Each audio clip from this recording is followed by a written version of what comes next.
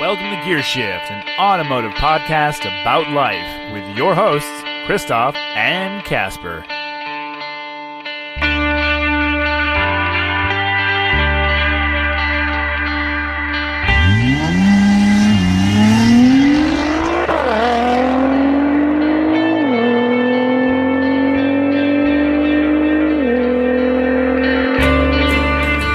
Now, wait, before you say anything, I'm going to start off by saying this.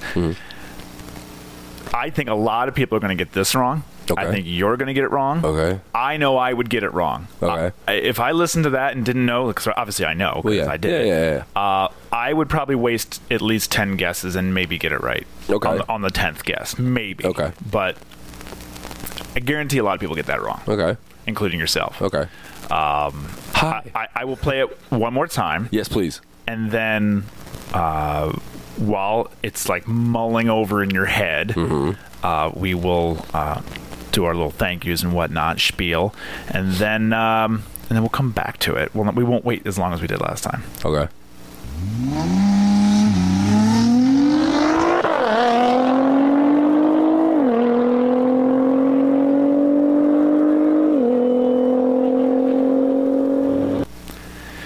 Yeah. Ooh. It's a tough one. It is a very tough one. I have a car in mind. I have two cars in mind. It's a tough one. We'll come back to it. Yeah. Say. Welcome, everybody. Welcome back. What up? It's just the two of us this time because we're doing it on a Friday morning, but that's okay. Episode 2 of Season 2. Dos, for those of you who speak Spaniard. If David was here, he would know, but he would. We literally have no idea how to translate any of this. We're back. Thank you for listening. If you're a new listener, welcome. If you're returning, welcome back. A couple of thank yous to get out of the way. We're obviously brought to you by the Bearded Detailer, blah, blah, blah. He's an awesome guy, does great work, literally the best in the biz. I don't know what else to say about the guy. You should really go support him. By supporting him, you support the podcast. He has some punctuality issues is all I'm going to say. That's pretty much it. Yeah, I mean, look, home field advantage. That's all I know. Yeah. But, you know, it is physically impossible for me to get to your house before 9 o'clock, no matter what precautions I take. But you used to, though. No. Yes, when we went to get our haircuts. You would show up right as the kids got on the bus. That was... That was like a whole year ago. Those haircuts, man. It's totally different than something I'm like obligated to do, you know? It's literally that. Yeah. But yeah, so thebeardedetailer.com. Go shop, look, whatever you want to do. I don't really. He's actually very punctual, guys. I was actually referring to myself. Yeah, it's a joke because Casper's always late. Ha. Yeah, we were supposed to start. But I did say yesterday we'll be here at 9:03. 12 minutes ago. I got at 9:03, and I got here at 9:03. I didn't even look at the clock, and I pulled up and I looked at my. We'll post the pictures. Oh, no, yeah, I actually did get here at 9:03. But yeah, swag store. You can go in there, buy some whatever you want, and use the promo code GearShift, 10% off. Very simple as that. While we're talking about promo codes, I have myself here, and I know it's an audio show, but we are doing video. So if you're listening to us on audio, I want you to paint a picture. You have two strapping young men sitting at a table. Both with lined up beards and decent cuts.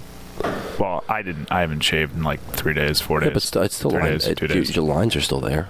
Well, because I'm no fool. But anyway, glasses, headphones, yes, microphones. Yes. Oh, there's a nice aroma in the air of sex. Man love. And oil, of course. And gas. And beard oil. Well, no. All kinds of oils. There's a smell of like gunpowder, maybe a little bit, and rotting animal. But on the table in front of them sat a computer. I feel like I'm writing a book. You are. And on the table in front of them sat a computer facing the older one. And next to that computer was a bottle, but not just any bottle. Some might think it was a water bottle. It was not. But it was not a water bottle. However, what's in the bottle you can put directly into water. And next to the bottle was a tall glass of water. Christof then picked up the glass filled with water and looked toward the tall bottle in front of him, which said Strikeforce Energy on it. It is a 750 milliliter pump bottle. He reaches over, knocks his microphone, and pushes 2 pumps right into the water. Just squirts. And it's a squirt just like you would imagine. He then puts it down, scratches his leg, adjusts his microphone back, and takes a sip.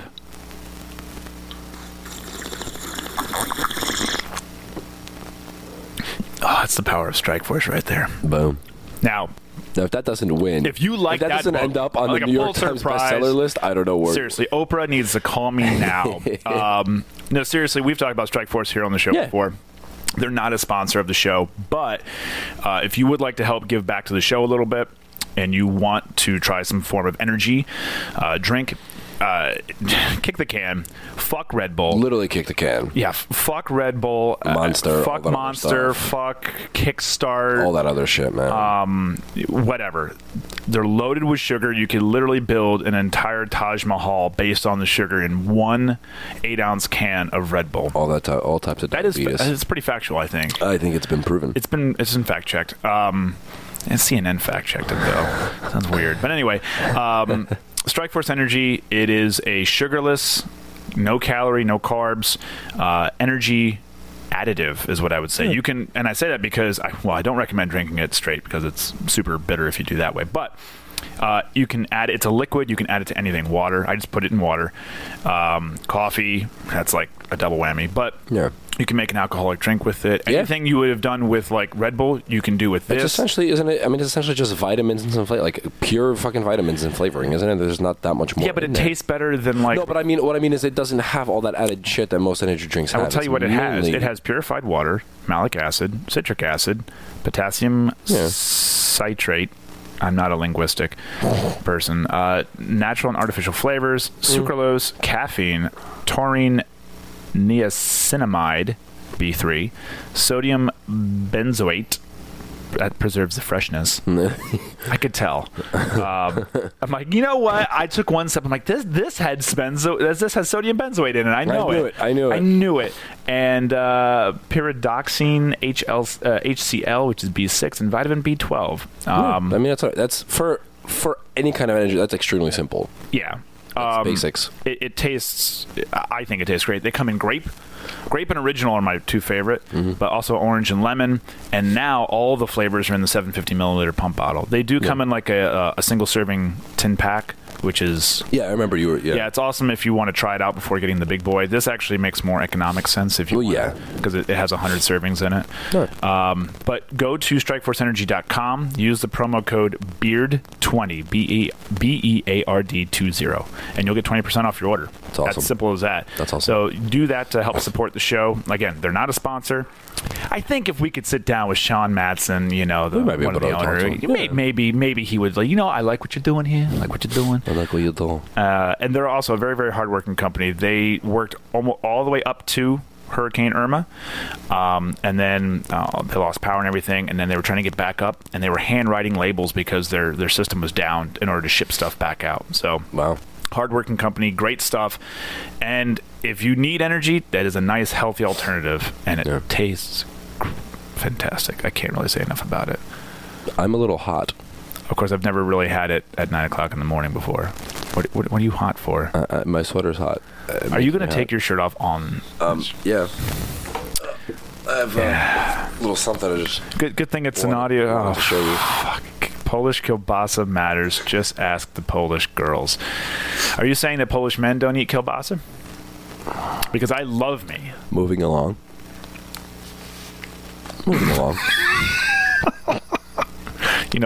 Those damn Poles ruined Poland.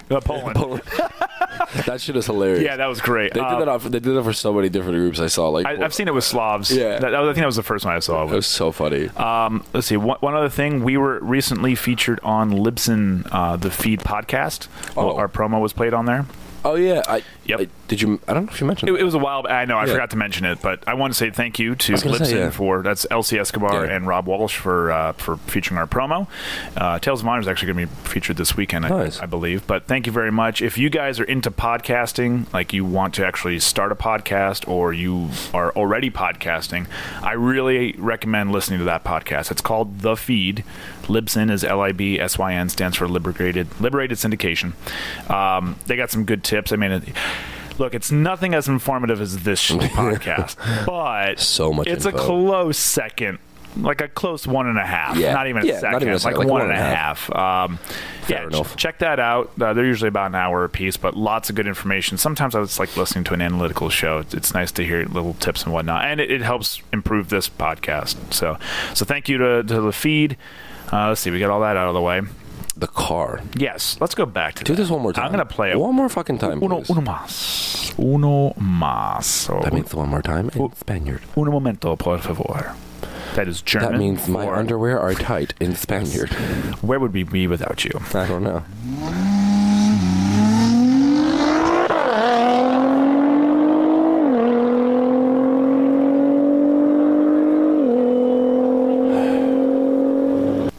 All right, it's a 6.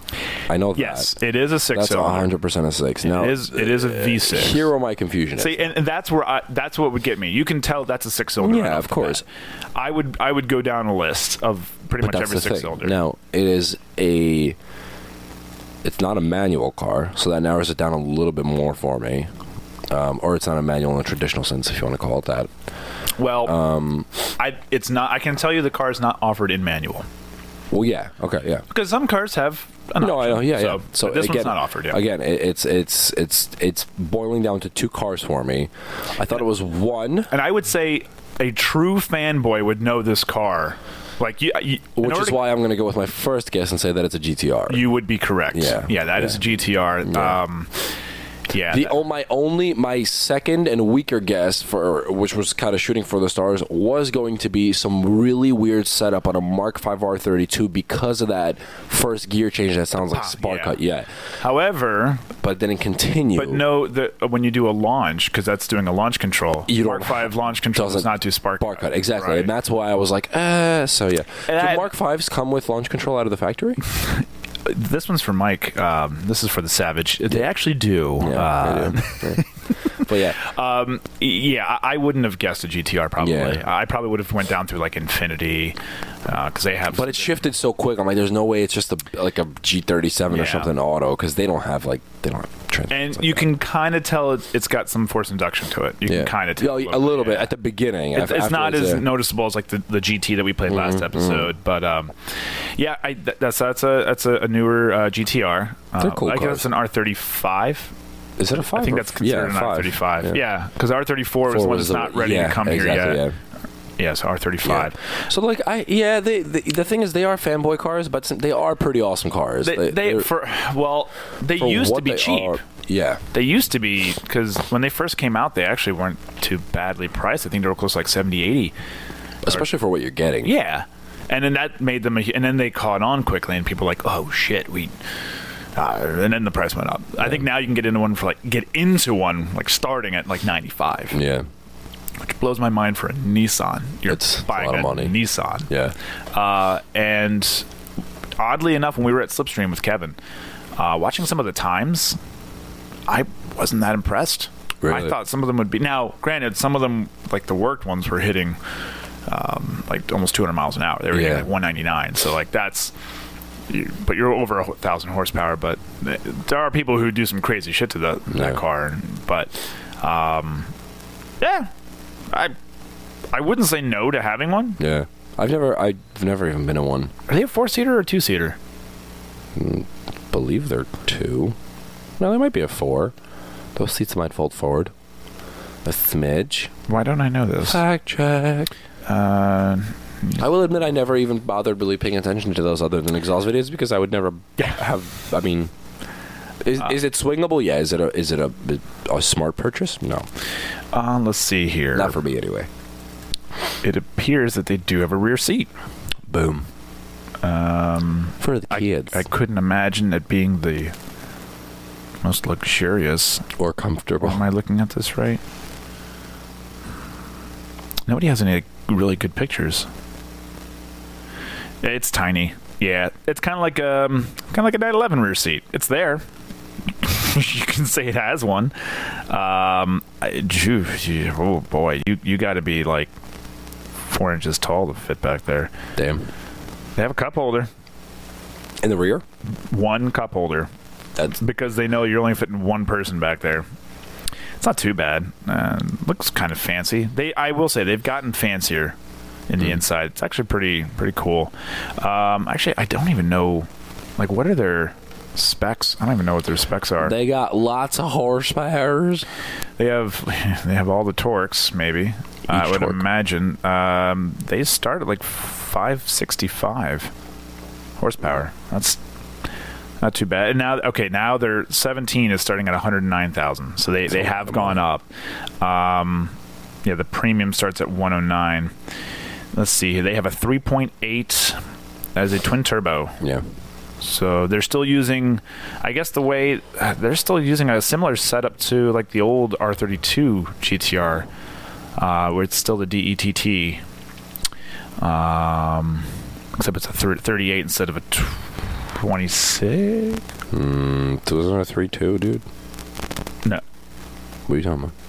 No, the Skyline R32. Oh, no. But it wasn't it I thought it was at least like a 3-liter in those cars. Or a 2.8. I don't know. It's somewhere around there. Hold on. You do it because you got the computer and it's fancy and stuff. That's true. Let's see here. You can tell how much I know about any kind of GTR. Yeah.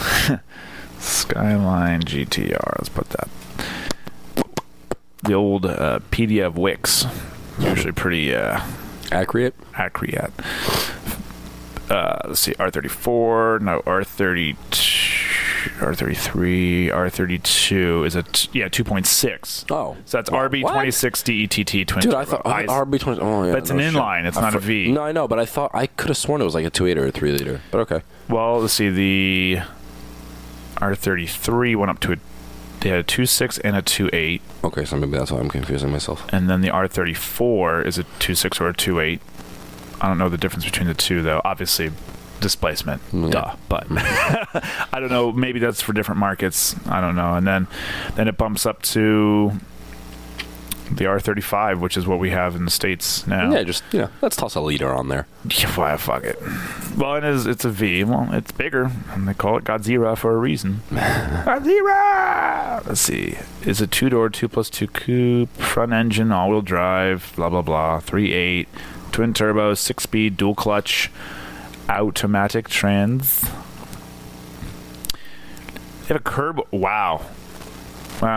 3,800 pounds. 38? 38. It weighs more than the R32. That's a lot of weight. That takes a lot to weigh more than R32. But holy fuck balls do they pull. Well, I mean... No step on snake. They have like 560 horsepower from the factory. So, but, yeah. So, GTR. Who knows what we're going to play next week? I don't even know. Actually, I don't know. I have a list of cars. I just need to then figure out. I got to find good exhaust clips and go from there. But word. Yeah. So, are you fucking me right now? What happened? We're not recording. What do you mean we're not recording? We're recording on that. We missed that whole thing. Seriously? How is that even possible? Did you not press record? That's possible. Damn it. Well, here's what we're going to do. I'm going to salvage this because that's taking the audio into that. Yeah. So that is working. Yeah. I can't vouch for the quality, but it's there. So, fuck, man. Run it. So I'm just going to pick it up on the computer. This way, at least we have from here on out on the computer. Well, shit. Because I wanted to check to see how much time we were recording for. Wow. Well, mistakes happen. Look at my face. You're one of them. Yeah, look at my face. Yeah, that's right. Well, shit. Well. Holy fuck balls. Wow. Yeah. It should be okay off the camera, though. It might not be amazing, but it'll be all right. It'll be something. And so I apologize. Sorry, guys. That's it. I'm fired. Okay, cool. Yeah. Find another producer. I'm done. Fuck. We'll give you 2 weeks. I'll clean out my desk. And look for your replacement as well. Yeah. Would you mind? Thanks. You guys can still use my property, though. Oh, shit. Well, so that happened. Does it say on there how long ago? Yeah, we're about like 20 minutes in. Is that what it says? Yeah, 19 and change. 19, yeah. Say 19. Okay. Yeah. Just under 20 minutes. Fuck. Oh, man. Fucking folk balls. So, yeah, so it's a Friday morning. What do you want to talk about, man? Yeah. I saw, you know what? I saw 2 V60s yesterday. V60s. Yeah, that's the wagon, right? Yeah. I saw 2 of them. Wait, the new one, the long one? No. Slightly older one. Yeah. I saw 2 of those. They're not bad. They're See, wagons are catching my eyes now. Well, yeah, because it's once you have one, it starts to the V90, the new one is. I still haven't seen one of those in person. I saw, I think, one finally a week or so ago. I really liked the way that looked. Ooh. But it begs to be lowered, like it does. Oh, like most vehicles do. Yeah. Begging. I know what I want to talk about. I just remembered. Yes. Audi R8. What about it? It's a shitbox. They released a rear-wheel drive version. I heard about that. Wheel only. Might as well just keep fucking up. It's called real wheel drive. About to stir the pot on that one. Yeah, rear wheel. And actually, I want to see. Do they have a weight? I'm curious on that. New Audi. It's probably going to be slightly piggy. You don't think? Oh wait, compared to the all-wheel drive version is what I'm saying. So they better be lighter. They're giving a curb. They're giving a curb weight for the 17 anywhere between 36 to 39. It's a bit of a difference. But that's still fucking fat, dude. Make it stop. But that's all. I bet you the heavier one is for like the convertible. Okay. Because they have a roadster version of that. But rear wheel, I want to see this one. I want to see what they're predicting. But anyway, yeah. So they finally, and which platform does that share with what Lamborghini does that share with? Yes. Is it the Huracan? The Hurricane. Is that the Irma? The Harvey. The Lamborghini Irma. That actually sounds like it could be a Lamborghini. If you're from Lamborghini listening, I want the rights to Lamborghini Irma. I want that to be a 2020 concept.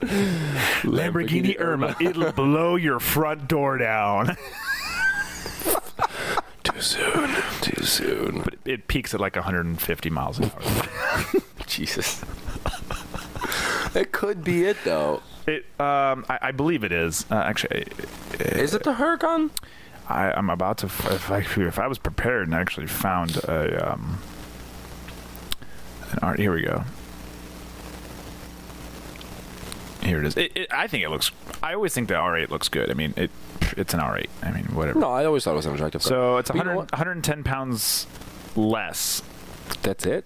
So they're only saving 110 pounds. That's not a big difference at all. Crazy. That's really not a big difference at all. So V10, 7-speed dual clutch. The driveline is really the only major change. I mean, still 5.2, 540 horsepower. Except now you're going to have a lot less drivetrain loss. Okay. There's no prop shaft. Well, yeah, it's rear wheel, rear engine. So you literally, it's practically a Beetle. It's rear engine, rear drive. The coupe is only starting at 168,000. You want to go halvesies? Well, you know what? To be fair, that's actually not that bad. Not that bad. That's not that bad. That's before you get any sort of options. Well, but you don't need options. It is the Huracan though. Is it? Yeah. Okay, you found it before. Yeah, it is. Because Lamborghini tried that with which that stirs up a whole nother conversation. Is what do you consider Lamborghini to be? An Italian car company? I know, right? Or a German car company? See, I remember when we were watching Top Gear back in the day, and when they not long after VW bought it. VW bought it, and I remember Klaxon and the boys talking about how, Lambo, they felt that after the purchase and after a couple of years, Lamborghini went from being their crazy fucking make you feel like you're going to die in the car to a much more refined right. kind of car, which they said is a bittersweet thing because it gave them the finesse, if you want to call it, of these German vehicles. Yeah. But at the same time, kind of took away from the spirit of Lamborghini being the car that makes you feel like you're going to die. Which, I mean, I have never driven any Lamborghini, so I can't really say. I'm fresh out of experience, too. Fresh out. So, but, once they started pumping out a couple of these all-wheel drive Lambos. It took a few years for them to go, like, okay, we're back into it. So, yeah. I don't know. That was a debate I saw online once about how, and I contributed to it. I personally feel... Yes, it is an Italian... I feel it's a German car company. At this point, you think so? I personally feel. Yeah. I don't care who's designing it. I mean, the analogy I made is... if your wife sleeps at my house, she's still your wife. Yeah. So, the wife in this scenario is Lamborghini. So, Germany is the husband... because they own it. I don't want to say it. Now, let me be very clear. No. Marriage is not ownership. I want to make that very clear, but it's the closest connection I can make to this here. So, in the sense, they're married to it, not owner, but VW is married to Lamborghini because they... Man, no correct words. You're fucking this up. Yeah, I know. Nothing I can say can be correctly, because I was going to say control, but then I'm like, well, don't control women either. But for an analogy purpose, Germany and Lamborghini are married, even though Lamborghini is sleeping at somebody else's house because it's an Italian company designing and whatnot. But at the end of the day, it's still a German-owned and controlled company. But is it controlled? What does, they own majority stock in it. So then what does Lamborghini do? I think they only design. And I don't think it's manufactured in Germany. It's still manufactured in Italy, I think. But I mean, it's still, I don't know. I get what you're saying. I think most people hang on to it as an Italian car because of its roots. Yeah, it started as an Italian car. I mean, its roots are amazing. Obviously, it's Lambo, and tractors are lit. The tractors are lit as fuck. I mean, tractors. I really do. But I've actually been in a Lambo tractor in Poland. Really? Yeah. Well, then they had what was the SUV? LM200, I think. Was that what it was called? They had that SUV. I don't pay attention to SUVs at all whatsoever. I think it was fuck subs. I'll find out. Lamb. Sorry. Aren't they? What was it? Am I bugging, or did I not long ago see a trailer for the whole Ferrari Lamborghini thing that they were going to make a movie about that? Oh no, I didn't. I could have sworn I saw that somewhere. The LM002. So I was close. I had 200 backwards. But yeah, they're a weird looking thing. I would love to have one though. Because I like weird looking things. I'm almost sure that I saw that there was a movie coming out about the whole Lamborghini Ferrari split from back in the day. Yeah, seriously. That'd be interesting. I forgot how we got here. Oh, but yeah. So let us know what you think about the Lamborghini German versus Italian debate. And I'm not lying. Yeah, Antonio Banderas and Alec Baldwin to play Lamborghini and Ferrari. What? The legend. Yeah, dude. Okay, Antonio Banderas I could see. Alec Baldwin of all people. I know. It seems... but... Is he going to play the fat American? Because, I mean, he could fill that void, but... I mean... Side note, Antonio Banderas is the most underrated actor. Oh, I love him. I love him. Everything he has ever done, including the Flonex commercials. Yeah, it's going to be called Lamborghini the Legend, apparently.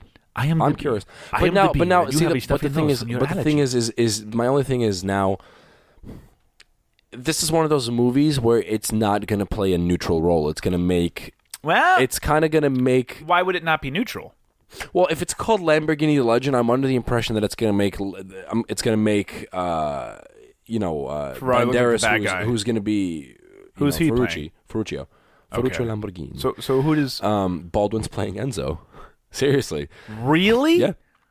I'm sure he could throw on an accent. Wait, is it going to be like one of those World War II movies where the German actors, the German soldiers all have a British accent? I love those movies. I love movies like that, though. But no, but the thing is, my thing is if it's going to be called, Lamborghini Legend, it's going to make Lambo the protagonist, and it's going to make Enzo the antagonist. Unless there's something like a little known fact that most people don't know about that will be like a turning point that they'll put out there, and which is possible. I mean, either way, I definitely want to see it. I mean, I like both actors. I don't necessarily think it's supposed to. Does it have a date, a tag, just a year tag to it? Let me see. Production. Hold on. Why did it go away? There we go.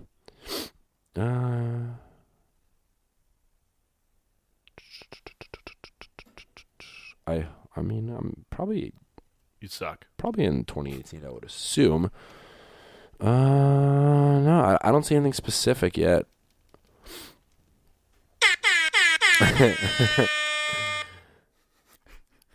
Let's see. No, I mean, I don't see anything. No. Well, we'll find out more information and we'll post it on the Facebook page. But I mean, either way, it's definitely going to be a movie I want to see for sure. Do you know what, man? Do you know? Does it say who's? Never mind. I'm not even going to ask you. You're worthless. I was going to ask who's directing it. Listen, if it wasn't for me, you wouldn't even fucking know the movie's coming. All right, so that's very true. I do like Alec Baldwin. I like Antonio Banderas. I don't necessarily know if Alec Baldwin is in my head the primo choice, but watch him fucking blow us away and be awesome. You never know. I'd be very interested to see how he's. I don't think he's a bad actor. No, I don't think so either. It's just it seems weird to put him in that role. Yeah, I don't. Nicolas Cage just works because Nicolas Cage never turns down a role. Could always use him. No, Antonio Banderas he is the shit. Yeah, he's very underrated. What movie was he in recently that I? Oh man, I forget. We watched a movie that he was in. I'm like that. That was good. Cool story, bro. I know. No, I was gonna say one movie that I absolutely love, and I don't think it got enough press was Rush. I heard that was really good. You didn't see that? I've never seen it. No. Oh man, that is a movie you have to see. That is directed by Ron Howard, which anything by Ron Howard is pretty much gold. There's my go-to directors that if they put out a movie, I'll watch it. Okay. Ron Howard's one, Clint Eastwood's the other. Those are definitely my go-to. Fair enough. So that's why I was asking who's producing. And you know who I actually think is a really, really, really awesome actor who I've only seen in 2 movies. Ross Patterson. Well, yeah. Well, but Ross has done more than 2 movies. Well, I'm sure this guy has done more than 2 movies too. We loved him in The New Guy. I loved this guy in the first time I ever saw him was in The Terminal. Have you ever seen The Terminal with Tom Hanks? Yeah. Yeah. It's been I've seen it one time. It was a long time ago. When he's the foreigner that gets stuck in the airport because war erupts in his country. So this guy was in The Terminal, and he was in Rogue One. And it's the Spanish guy, Diego Luna. Oh, the guy that played Diego Luna. He's been in more than 2 movies, but yeah. He is a really good actor. Yes, I like him a lot. He should have been Enzo Ferrari. What's that movie called again? Lamborghini what? Lamborghini Dash The Legend. Make sure to put the dash, because if you don't, then it's just going to be like, Legend. No, that's an older one, 2002. There's a 2002 movie. What? The one that I just said? There's what? Lamborghini A Living Legend is 2002. No, not that. No. It's literally called that. Just type in Lamborghini The Legend. Why do you have to be so fucking difficult? Well, now I'm seeing that there's another one, but there's no big names in that one. Bruh. Okay. It just says coming soon. It doesn't tell me when. This is ridiculous. Well, I'm curious. ComingSoon.net. That's exactly what I'm on right now. Oh my God, we're on the same page. Hang on. But it doesn't say anything. Everything's to be decided. Here's another. We got to look at articles. Okay. You're an article. And Antonio Banderas grows the best beard. This is freaking amazing. Look at. Oh, you can't, because I can't turn it. I'm gonna have to post this picture. This picture is amazing. The guy is awesome. I've always liked him. He's a very good actor. See, it's co-starring Michael Radford is directing it. He did The Postman and Merchant of Venice. And it's a script by Bobby Moresco, who wrote Crash and $1 Million Baby. Okay, well, $1 Million Baby. That was the boxing one with. What's her name? Not Winona Ryder, is it? No, not Winona Ryder. Wasn't that the one with Reese Witherspoon? Or no? Was that? Are my buckets? I know there was a boxing. No, $1 Million Baby is the women's boxing one, isn't it? Yeah. Wait. Fuck, man. Yeah. Our knowledge is very, very limited today. It's way too early for this shit. $1 Million Baby. Yeah, here it is. Clint Eastwood directed it. Hilary Swank, that's who. Oh, word. Yes, where she falls and hits the stool. Yeah. Fucking dumbass. Morgan Freeman's in it. No, I confused myself. There was one that Reese Witherspoon had like a co-starring role. That was a boxing movie with a dude. For some reason, I thought that was the $1 Million Baby one. That's not it. Are you talking about with Russell Crowe? Was it? Was it her and Russell Crowe? That was Cinderella Man. Cinderella Man. Man, I haven't had to Google this much before. Dude, this is ridiculous. It was.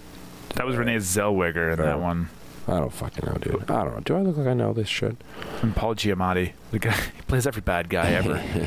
Wait, is it Reese? Are you sure it's Reese Witherspoon? Reese Witherspoon was in one of them with somebody.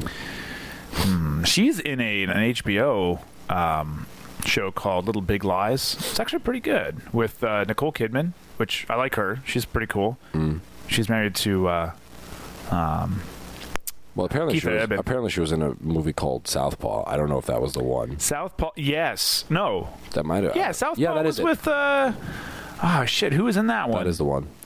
Is that Jake Gyllenhaal? No. Yeah. It is. And who was?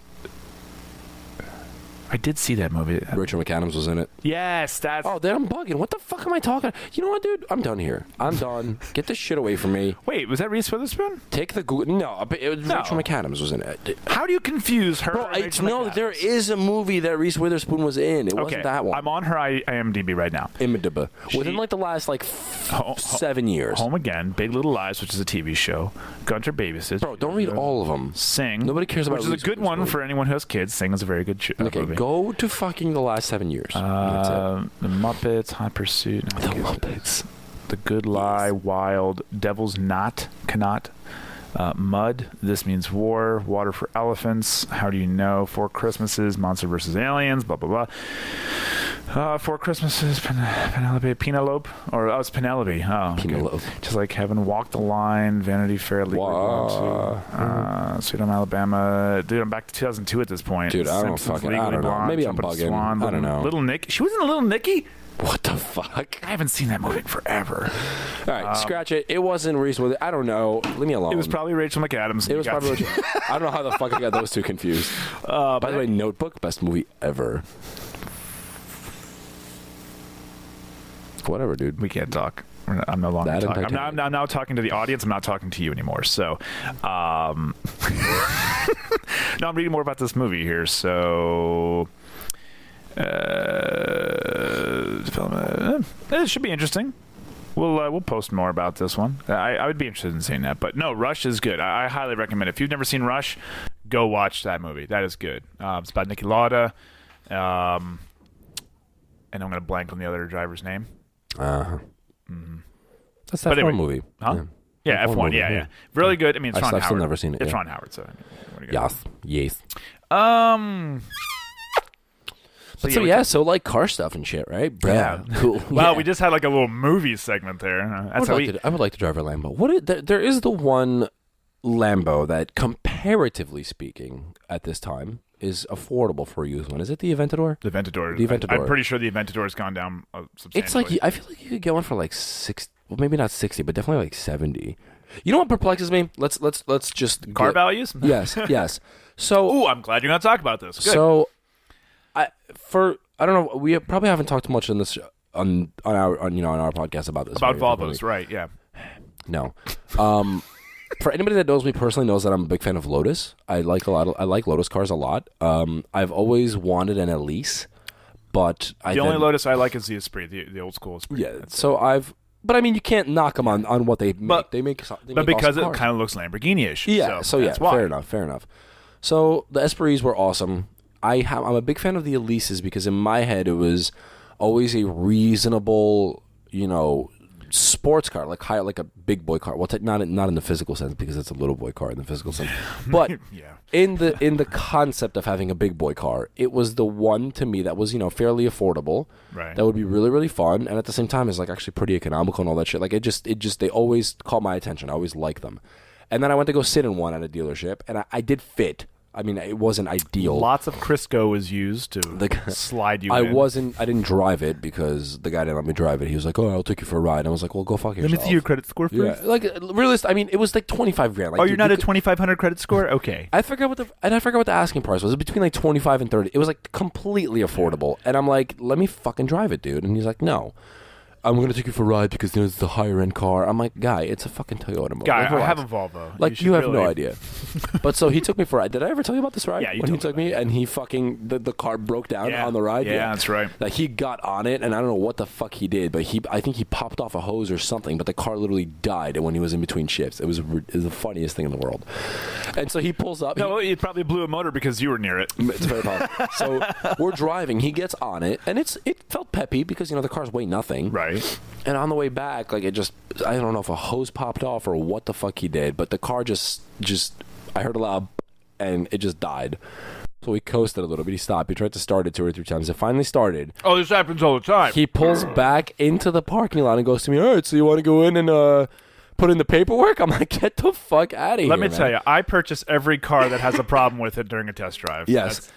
But so I've always been a fan of Elises, and that day I still haven't driven one, but that day kind of put it into my head that I probably shouldn't be looking at this. There is one other Lotus that I have sat in that I do fit in very comfortably, that I do like the styling of. However, I cannot get over the fact as to how fucking expensive they are, and that is the Evora. I don't understand why the Evora costs as much as it does. You can't find an Evora. Lotus Evora. How do I not know what a Lotus Evora is? You know what an Evora is. They started in like 2000, I think. Oh, Evora. Yeah, Evora. Whatever. Evora. 2010 or 11, I think they started, something like that. Oh, okay. Oh, yeah. Always been a fan of them. I love the way they look. They're still making them. Yeah, of course. They start at 90,000. Yeah, it's 400. First of all, 400 horsepower and 3,100 pounds. Yeah, no, 24 miles per gallon highway. It's consumer fact, dude. It's got a Toyota V6 in it. Like, they're awesome cars.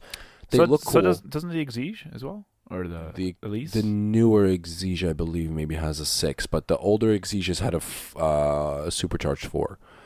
But the thing, so did the Elise. Elise had an Elise S, and then the Exige had.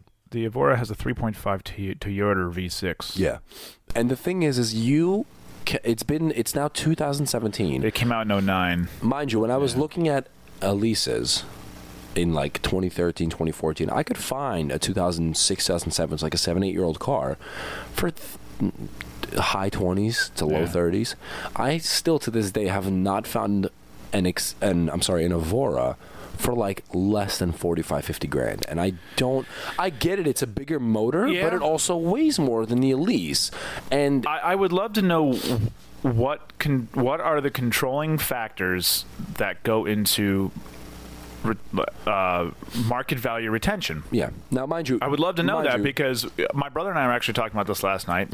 Oddly enough, we were talking about Porsche, and there may or may not be one sitting in my garage right now, and it's definitely not mine. And I definitely didn't steal it. But we were talking about how 911s hold their value. Yeah. And the one that's here is getting detailed, and I had to drive it yesterday to get the film removed off of it at a local shop. Yeah. And on the way back, which sidebar, I really love how that drives. It's a 4S. It's a 997 4S, 2007, 15,000 miles on it. It drives phenomenally, which is all-wheel drive, stick. I think they start around like 355 horsepower. What do they go for? So I looked that up. For that mileage, Kelly Blue Book said it was around 50. Okay, that's not... The car was 80 brand new. Now it's 10 years later, and it's 10 years old. Lost less than half of its value. Granted, that mileage has helped it quite a bit. So if we're looking at 50, 60,000 miles, we're looking in the high 30s, I think they said the average was like 46,000 miles it should have. Okay. Which I guess that's average for a Porsche, but for not for any other car. It's 1 year older than the R32, and that's got 128. So, but then my brother and I started talking about, well, if you take into depreciation, $80,000 in 2007 is equal to $97,000 now. Yeah. So in that case, it's lost like 49% of its value. Whereas if you just do old money versus today, you're looking at about 30%. But I want to know what makes that car depreciate that way. Yeah. And for example, a Mark V R32 worth way less than what it started with. That car was 30,000 or a lot. But 30,000 brand new, now worth 9. Yeah. It was more than 30, wasn't it? 31, 32. Okay. Yeah. I'm talking starting. Yeah. By the time it's out the door and everything. But now it's only worth like 8 or 9. Yeah. And it's in good shape. So what I would love to know what goes into that. Desire from the market? Is it saturation? Like, what if a car has too many? Which I don't think is the case. Like, if there's too many, like supply and demand, if there's too many of them, or is it really just go off of demand? Or is it because Porsche, they know people are going to buy it regardless? Yeah. I don't know. And going back to the Lotus, I would love to know why something that has a Toyota motor. But then again, Toyota's older value too. Yeah, and I think that's part of it. But see, like the Elise is, for anybody that's ever seen an Elise, they know it's a very, very simple car. Like that car is put together. They're ugly. No, you're ugly. You're ugly. That's how I know ugly. Because I look at it every day. Fair enough. I love Elises. I like the simplicity. I think they're pretty cool. The Evora is a little bit of a step up on the interior, quite a bit. It's still nothing. Well, now I Check it out. Go to but don't go to the new ones. Like look at the ones that I don't know. Either myself or you would hypothetically look at. Look at like a 2011 or 2012 interior. So the seats. I like how you say hypothetically because goddamn well I'd never have one. But yeah, peep that shit. Peep that John, bruh.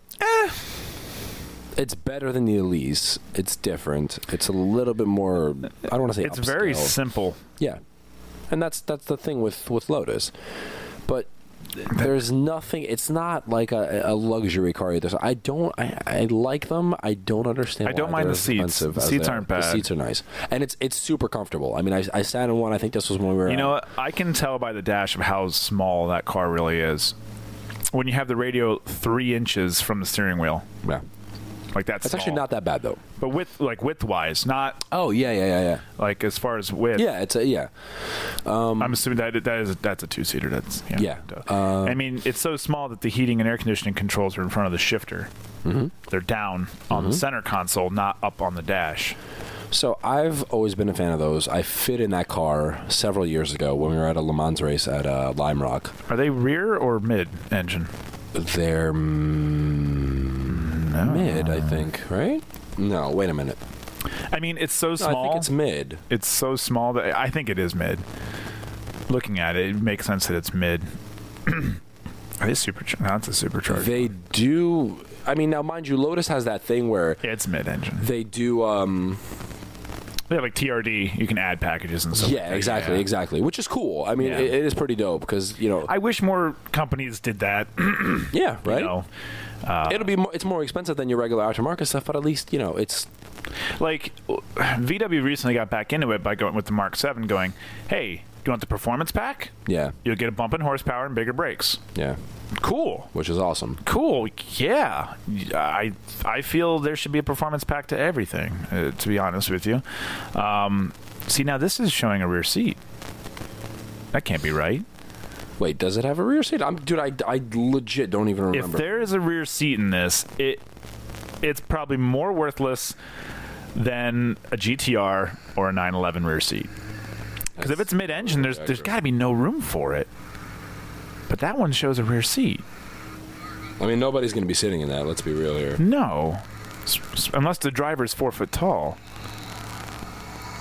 Yeah, it's got a rear seat. It does have a rear seat. Yeah. That's crazy. So, here you go.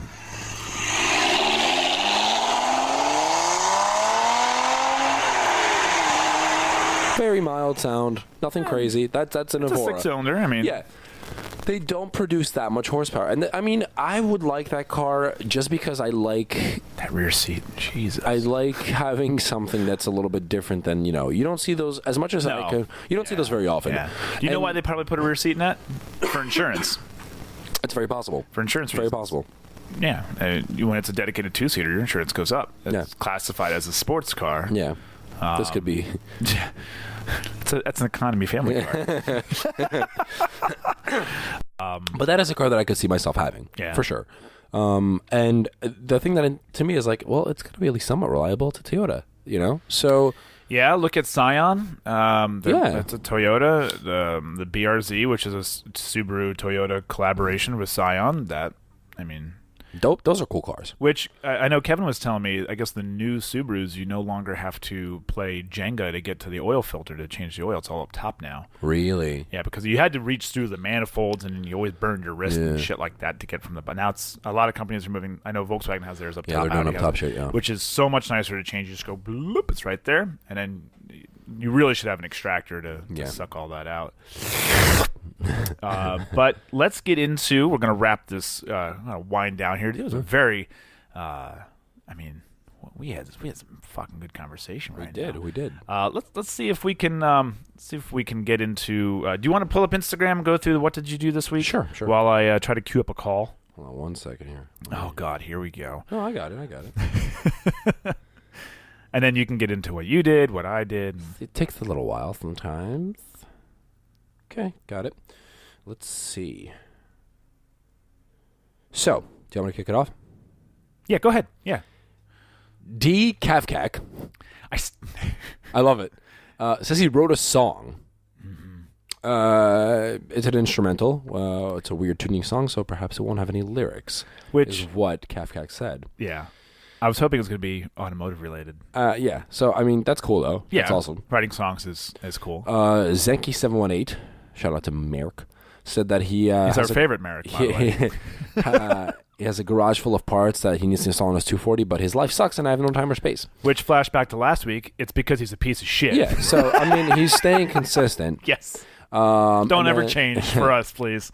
Connor Newman mentioned that he scraped on some speed bumps in the school parking lot. He had a weird ridge in the middle of the road that he thought would crack his oil pan, but thankfully it didn't. I swear I drive a German tank, is what he said. Luckily for Mark V owners who came from Mark IVs, the oil pan sits higher than the subframe. So now you only have to really worry about hitting your subframe. Yeah. I'm actually peeping through. All the road? That's pretty much it. Nobody else loves us. Nobody else loves us. Okay. I'm just going through Connor's page and I see that he has the Mark V on. We talked to him. Ammonites. Yeah, the nice. the sage green. Yeah. What did you do this week? I really like that color. I know. Shout out, Connor. Nice color, man. Looks clean. What did you do automotive wise? So I spoke to two good friends of mine regarding the whole Volvo situation. They're interested in looking at it and stuff like that. So we'll see how it goes. I was just trying to... I spoke to them earlier this week. I sat for like a good, I think it was like a 25 minutes or 20 or 25 or 30 minutes. I sat down at work. I had like a little bit of free time. Inscribed all your mods list. So I literally mentally in my head went through the entire car, like rear to front, thinking of everything that's been done that's in there. Which it's easy to forget. It is, so especially with the amount that's been done in that car. It's so easy to forget. Like one time I think it was the R32. Mm. And someone asked me what I had done. I'm like, it's pretty much, I don't have a lot done to it. And then someone's like, "What?" I forget who it was. I had a friend of mine with me, and they're like, "What about this?" I'm like, "Oh yeah, but there's this. What about that?" I'm like, shit, yeah, I did that too. What about that? I'm like, oh fuck, I completely forgot I did all this stuff to the car. Yeah. So I went over. I just made like a solid, like a really really transparent list of everything that's on the car. Comes with 5 motors.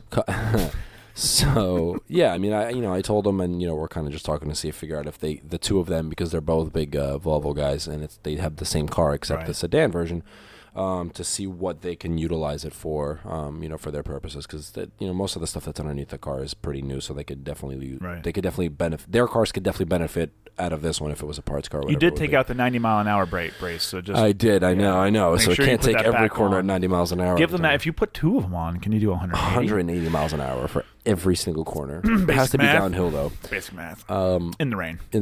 But so that was that. And then last weekend, I think when we got together, we made some purchases. We pulled the strut, made sure that it was bent, and it is bent. So replacement strut. I was looking around for a while for those OEM Golf R wheels. Yeah. The Talladegas, and everybody. I mean, it's not that they want astronomical prices, but it's like I just don't. Somebody just put a set up recently for like $400. Yeah, I'm not. I'll be honest. I'm not a big fan of those wheels to begin with. I'm not. Yeah. They're not my favorite set of OEM wheels. They're a fucking cunt to clean. They are. Those little inside. Yeah, the gaps between the spokes are just Even my smallest wheel willy is like it's still too it's big annoying. to get that done. Yeah. And plus mine are not in great shape, so it's like even if I bought like if me and Christian decided to split them and I got two, I would still have two sheet of wheels. So I was looking at it. Because they've been resprayed. Yeah, from the so dealer. we decided to get the wheels that I got. You coated them yesterday, so I can't wait to see them in person because I haven't seen them yet. I'm sure they're going to look just awesome. like they did yesterday. But So I ordered tires. Tires I think should be here probably either today or tomorrow because discounts usually pretty quick with they're their usually ship. 2 days. Yeah, so they'll probably be here today or tomorrow. Which you went with Nitto Motivo? I went with the Motivo. Yeah. So I was going with. I haven't had Motivos yet. I've had their NT 555s. Their Summers. I like those a lot. Those were sold on the BBSs that I used to have. And then Mikey had their second generation tire. You had them too. Second, yep. They're really cool too. But my thing was I wasn't sure what I was going to be doing as far as a wheel setup. I still do want a dedicated like summer wheel setup, but I didn't want to spend all that money on the Golf R OEM wheel. So I figured if I ever hypothetically, I'm trying to think ahead with this car too. So if I ever do get rid of it, at least I'll be putting it back to a dealership on Volkswagen wheels. You know what I mean? So whatever. Hypothetically on Volkswagen wheels. And so it is what it is, and that way. I know ordered the all seasons. I'm at that stage where I don't usually do all seasons anymore. It's a dedicated winter and dedicated summer setup, but it's still too soon for winter. Right. And I don't want to dump all the money on winter and then summer again afterwards right now. The nice thing about the Motivos, and I told you this, I've driven your car with the Motivos on. I have a set there. I have a set on the car right now. I'm probably on like my fourth or fifth set of Motivos in various sizes. It does do well in the winter. Mm-hmm. I mean, obviously, you're not going to beat a winter wheel, winter tire. And you're not going to beat a summer tire. Correct. But it's a good blend. That is a good crossover for both. Yeah. It can hold its own in the summer, and it can hold its own in the winter. Exactly. So, and the thing is, they wear very well, too. Yeah. So my plan is to potentially, because I know you and I have spoken about which wheels I want specifically for that car already. And they suck. What? And they suck? Yeah. You're a bitch. And they're not black. They're dark gunmetal. Dark blue. But they're not black. I actually checked that. So that's something that I'm probably going to, sooner than later, I'm going to hit Jeremy up about Jeremy Dietz to get that sorted. But I bought these and those tires just in case something comes up where I don't end up trying to push through summer on winter wheels and be scrapping to pick up, summer tires. And worst case, it still looks good. It still functions. Yeah, and it'll fit a lot better than the Talladega, so that's nice, which I'm happy about. You'll be almost hella flush. Almost hella fresh. And so, I'm excited for those. And then, once the time comes around, if anything, for the next ones, I'll go get summer tires with a set of summer wheels, and then I'll just have... Did you get a screw for your intake yet? That's this weekend. That's you said that last weekend. I was on call though. I kept getting called in, so 100% this weekend. Because Paul's not gone, so I could just take the Miata or whatever without and I'll take the Miata or something or the Jetta over with the pipe and be like, I need a screw for this. By the way, his mass airflow sensor is held together. Is in his intake with electrical tape. Facts, not screws. Now. There's a reason for that. Well, the person you bought it from didn't include the screws, and the screws the factory screws. I started stripping them as I was putting it in. Yeah, so because those are like self-tapping wood screws essentially, and the new speed is a machine screw. So I definitely need those. So I'm gonna get those this weekend. I need to clean the filter out as well. So I'm definitely gonna use the Miata for like a day or whatever just to clean that out. And that's pretty much it. So. And we were discussing, I didn't mention it before, that I did pick up an exhaust for the Golf. It's going to need a little bit of exhaust work. I spoke to Charles yesterday, or Andrew. Yeah. Oh, I didn't tell you. I ran into him last Sunday. He picked up a Cutlass. Yeah, he's been posting it on Instagram. Oh, did he? I didn't see. Yeah, I saw him. He pulled up next to me. He can give me the Beetle whenever he's ready to give it to me, like a donation. The Gear Shift Beetle. I think we need a business write-off. Word. So and a turbo. Yeah. So I ran into him and I hit him up last night because you were talking about your boy who hasn't been able to get back to us. So I asked if because he works for the shop. I asked him if his shop does any exhaust work and welding. He says that the Meineke across the street. Is he off of Stefco? He is off of Stefco. I know. I've been to that Meineke before. So he said he can't guarantee anything. He goes, but he sent exhaust work out over there, and the work that they brought back has been pretty good. So I have to see. or talk to them. As long as it's better than your dripping welds last time. That was horrendous. That was Look, terrible. I don't only do this. But yeah, I mean, I don't particularly, you know, it's a simple, it's not too complicated of a job either. It's an adapter and another V-band. So I can at least talk to them and see what they would say, get a quote or whatever, and hopefully I can get that done. I would like to get that done before next weekend because it would be nice to take that trip for my parents' party, you know, with the car being like set and done the way I want it to be. Brap. And that's pretty much it, man. Yeah. I'm going to be in the 4 standard bolt-ons, so suspension, wheels, intake, exhaust. Like, that's where I'm going to be at. And taillights. Those taillights are... Thank God, Eric, you did not talk me You were so close to talking me out of those taillights. What did I do? That was like the most hypocritical thing I've ever done. I gave Eric so much shit for those of you that know. He suggested me getting Euro taillights for this car. And for like, I went on like a 3-minute rant in the chat. About how fucking useless cosmetic modifications are. I hate them. I'm like, this is stupid. I'm not spending $500. I don't even see the taillights. I don't. That's exactly what I said. I'm like, I don't even see the taillights. Why would I get them? And then literally 2 weeks later, I got taillights. They do look so much better than OEM. They look so much absolutely. Better. Or OEM US anyway. Look, we tell you these things. You don't listen. I did listen. I bought them. It's a good thing Harry didn't talk me out of them. What I didn't do anything drastic this week. I washed up the all track that was overdue. Still haven't coated it. I have the coating waiting. Still haven't done it. I did get, like I said, the 911 dropped off yesterday for. I'm curious to see that too. Yeah. So that had I had the original film removed off of it. He no longer wants the film on that, and gotcha. That's going to be coated with Pro Plus and leather coating. It's the way to go for a car like that. Leather coating, and the dash is leather, so I got to do that. And the glass coating as well too. So it's really getting the entire car is getting coated, which is nice. Yeah. Well, I was hoping it wouldn't be half the car. Well, no, most people don't do the interior. Usually, it's just oh, that's what you mean. Yeah, it's getting leather. And I thought you meant he's like doing the whole exterior. I'm like, what the fuck? Okay. No, the entire. That's awesome. Inside, that's cool. And out. Yeah. What color leather? Black. Oh, black. Cool. It's the only color 911 came in, black. And that's all I really did. I'm gonna be busy this weekend, getting ready to track prep. Getting ready for Monday. Word. Yeah, Monday. So when this airs, I'll be going to Pocono for a second track day. Cheap track time. Yeah, I wanted to take off, but so Kevin looked over the Miata. There's gonna be stuff that needs to be done. We could maybe get it done before October, but that's gonna be a bit of a rush. Well, there's like the New York safety track. I highly doubt I'm pretty sure it's already booked up and everything, right. But there was the possibility of that. But no rush with this car, and I couldn't get off for this one anyway because it's in the afternoon. Problem with getting off. I do. I thought it was going to be a morning event, so I'm like, I'll just go and then I'll go to work after. No big deal. Look, I thought it was a weekend. You didn't know it was Monday. When I originally, I'm like, Dom sent it. I'm like, cool, register. Yeah. Paid, good to go. I'm like, awesome. You know what? Maybe I should check that weekend just to make sure I have nothing going on. I'm pretty sure. I'm like, I'm sure I'm fine. Yeah. I went to look. I'm like, the 18th is not a Sunday. Yeah, man. I'm like, because I have to get carried off the bus by noon, and I'm like, shit. And it starts at 2, so I'm like, I'll have the kid with me. I'm like, oh crap.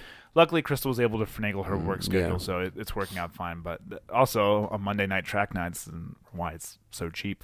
But I'm okay with it. Yeah, absolutely. So that'll be fun. I'll be doing that shakedown on Sunday, and Monday morning, hopefully I won't have anything else to do. But Monday, it's still going to be my prep for that. Yeah.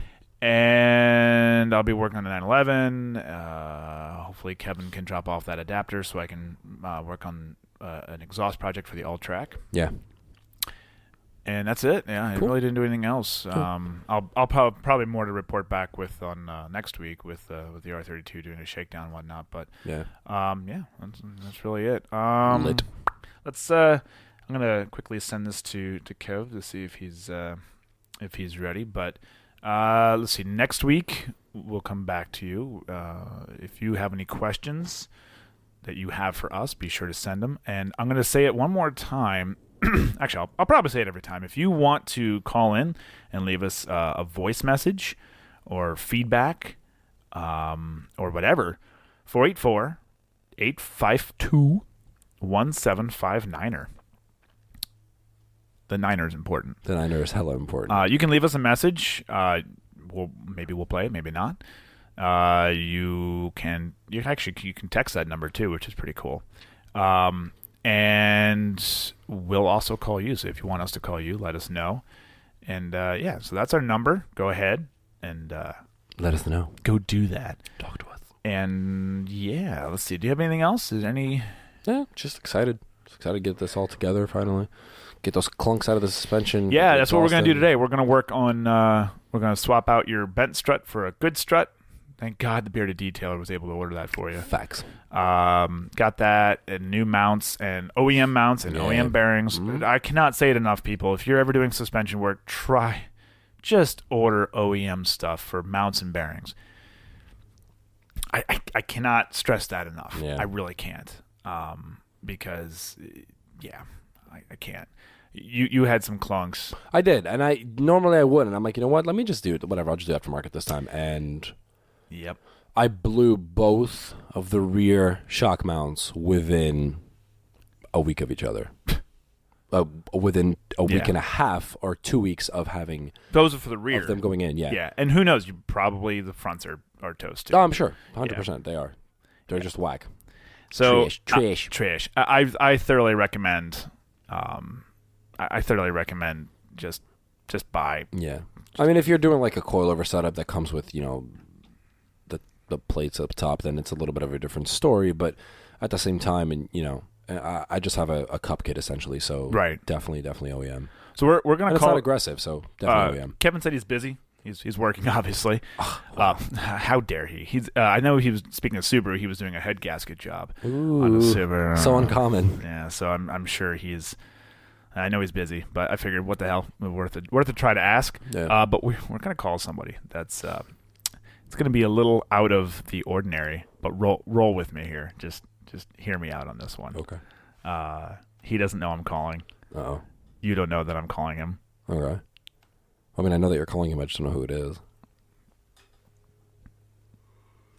Hopefully he answers. He should.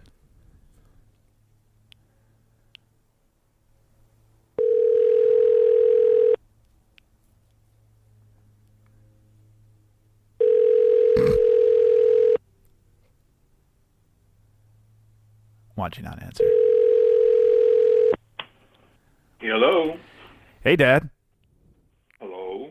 You're on Gear Shift Podcast. How are you? I'm doing fantastic. Yeah. We're about wrapping up, but we're doing a little call-in section, so figured we'd give you a call and see what's happening up there in northern PA. In northern PA, it is an absolutely wonderful day. Oh, well, that's good. Good. And this is you've never met Kacper, but this is Kacper. Hey, Kacper. Hello, Mr. Ambush. How are you? Oh, just call me Walter. Hi, Walter. Mr. Ambush with his father. Why don't you give us a weather report up there? What are you looking at? Well, looking out my office door, it is slightly overcast. It's about 65 to 66 degrees and high humidity. What's your barometric pressure up there? Yeah. Hey, I wanted to. This will be a quick call, but you have the all track and wanted to get your opinions because obviously everyone knows mine how I like it. But how are you from essentially? I want to say you're a non-car guy. How are you liking the all track? The all track drive's very nice. It handles well on curves and. All in all, with the automatic transmission that I have, as you know, it's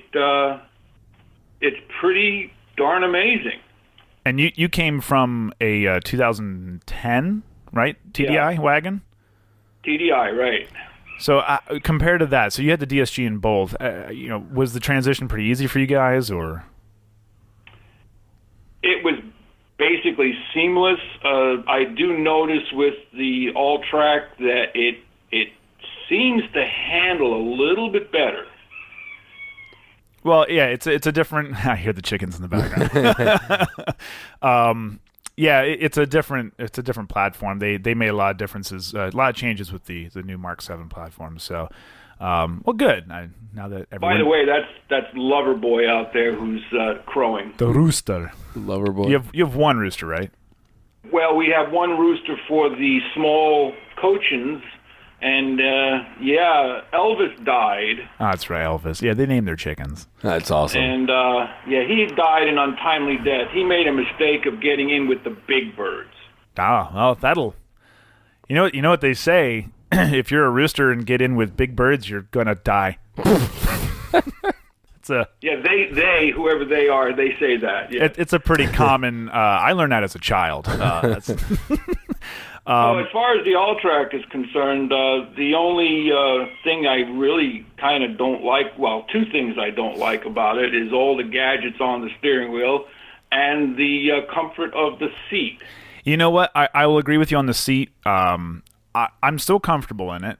However, it is not as comfortable as the Audi that I came from, or the Passat before that, or even the R32. It is comfortable. I've gotten used to it now, but I will agree with you on that. There's just something about it. Yeah, it just doesn't feel quite as comfortable as some of the cars we've had in the past. And but then again, engineers design these cars and they know everything. Yeah, and we're just fat Americans. The Germans know what they're doing. Yeah. Oh, wait a minute. I gotta go get some Lebkuchen. Oh, yes, it's very good Lebkuchen. So 2 more questions. What is your favorite vehicle you've ever owned, and why? Well, my ultimate favorite vehicle I've ever owned, as you know, is my AM General Hummer. The original, the OG, not an H2. H1. Before he was even called an H1. It was actually still a Humvee. Right. That was a Humvee. 98 and wagon. The reason why I like that, because it was basically my dream machine. It could do anything. That was an awesome, except sip fuel. It was not very fuel efficient. Hey, it did almost the same as my Ford F-150. Did that F-150 have the 4.6? It was a 99. I remember that. 4.6, yeah. 4.7, something like that, yeah. And that was a stick. No, that was automatic. No, the truck was stick. No, automatic. Okay. Yeah. Okay. So that was my ultimate favorite vehicle, and then my other favorite vehicle, which I today wish I had never gotten rid of, was a 1965 Comet. And why? Well, it had a straight 6, and it was a standard and manual shift on the column. You could actually stand in the engine compartment to work on the engine. You could see the ground through it. Those are the good old days, and they're long gone. Long gone. But it was a car I bought for $200 from a cousin, and then I took it around a turn one time, and the engine mounts broke and everything seized up. So that was the end of that. When did you own this? I think I was 19. Oh, so this is like one of your first cars. That was my first car. Nice. Yeah, and it was really, if you look it up, you'll see a very straight line, the old boxy style, and bench seat in the front, bench seat in the back. And was that a 3-speed or a 4-speed? The column shift, was that 3 or 4-speed? 3. 3. Gosh, 4-speed didn't come out for a long time after that. Well, now I know what to get you for your birthday one year. I'll find another Comet. Yeah. And it was a great little car. So, I could tell you car stories from now until the chickens have stopped crowing, but that's beside the point. Man, I had one other question. You need to ask your mother one day about Booby. Booby was a car that we had when we first got married living in Delaware. It was a Belvedere. Pontiac. I don't even remember much about it, but I do remember stopping at a lot of intersections, and she had to go out and tap on the solenoid. Like the good husband that you were. Dear, go out there and tap on the solenoid. You had to be behind the wheel, Yeah, girls today, they wouldn't tolerate that crap. Well, my other and last question is, what is your favorite European meat? Oh. Because Casper's wearing a shirt that says Polish kielbasa matters. Just ask the Polish girls. So. Okay. I have to say, up until recent, I would say the Landjäger, which is a German beef stick that is flattened and dried. But I just found the crack of all crack of meats, and that's the Kabonski. And what? What is that? It's basically like a kielbasa, but it's put in a very thin casing, like your Slim Jims and your beef sticks, and then it's hung to dry. And it is. I'm telling you, if you ever have a Kabonski that's been dried properly, it is crack. Will you pass a drug test on it? Or? I'm not sure. Well, hey, we're gonna let you go. We got to wrap up the podcast, but thank you for your time. Well, thanks for the call, and come back again someday. Well, I have to. You're my dad. Have a great day. Thanks, Dad. Talk to you later. Bye. Bye. Good old Walter. Walter is a character. Yeah, Walter is good. Yeah. Yeah. So we our family is quite. We like meats. Yeah. Yeah. Fair enough. Yeah. So yeah, that's it. Thanks for coming. Thanks. I'll try to not forget to press record in the future. That might help. At least I pressed it there. You did. Because if I hadn't done that, I would have been fucked. So we'll be back next week. And if you have any questions, let us know. Also, you can now, we have a new web address. Instead of going to thebeardeddetailer.com/gearshift, you can just do gearshiftpodcast.com. Yeah. It still goes to the same page. But the web address is now easier to remember, gearshiftpodcast.com. That's easy. So that's it. Thanks for listening. Well, we'll be back next week. So for Kacper. And we'll see you on the road. Gear Shift Podcast is an independent production brought to you by The Bearded Detailer. If you have any questions, please contact us at gearshiftpodcast@gmail.com or thebeardeddetailer.com/gearshift.